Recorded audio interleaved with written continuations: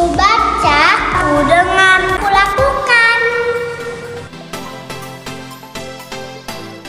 Shalom adik-adik, apa kabar semuanya? Kakak harap hari ini kabar kita penuh dengan sukacita dan kemurahan Tuhan.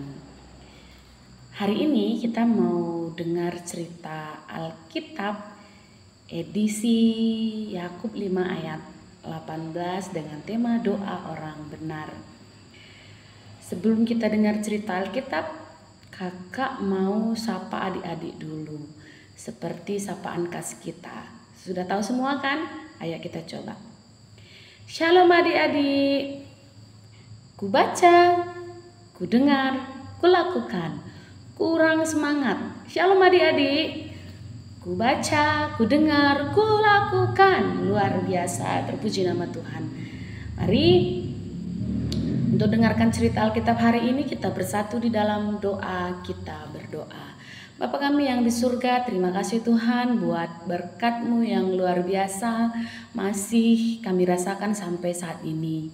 Terima kasih Tuhan karena hari ini Tuhan masih izinkan kami untuk mendengarkan cerita Alkitab edisi Yakub 5 ayat 18. Kami berharap Tuhan, semoga kami dapat mengerti maksud dari firman-Mu di hari ini. Berkati setiap anak-anak Tuhan yang mendengar cerita ini, dalam nama-Mu kami berdoa. Amin. Adik-adik, kakak mau tanya, siapa di sini yang punya Alkitab? Kalau punya, mari boleh kita bersama buka Alkitab kita, Yakub 5 ayat 18. Beginilah firman Tuhan.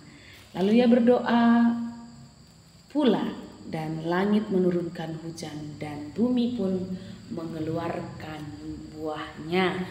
Demikian firman Tuhan. Adik-adik, kakak mau nanya, siapa di sini yang sudah punya handphone sendiri? Ayo ngaku.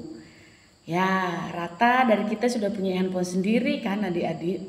Kalau begitu, siapa yang tahu fungsi handphone?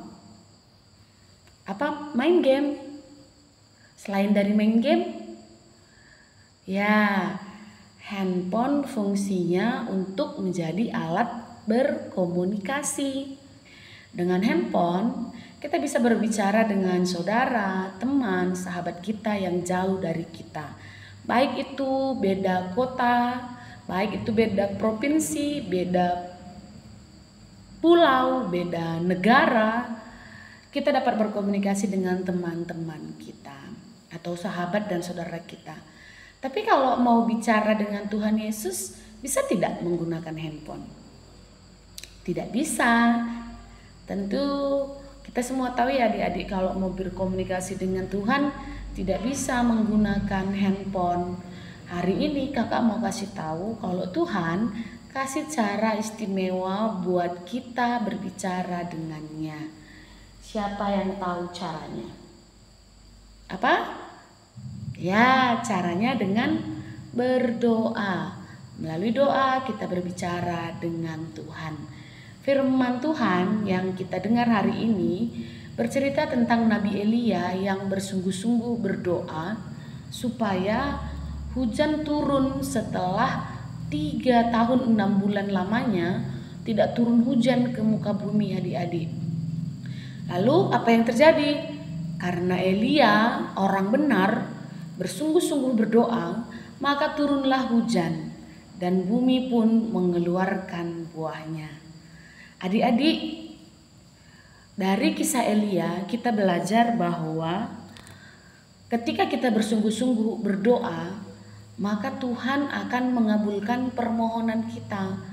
Jadi adik-adik juga harus bersungguh-sungguh dalam berdoa supaya Tuhan mengabulkan permohonan adik-adik.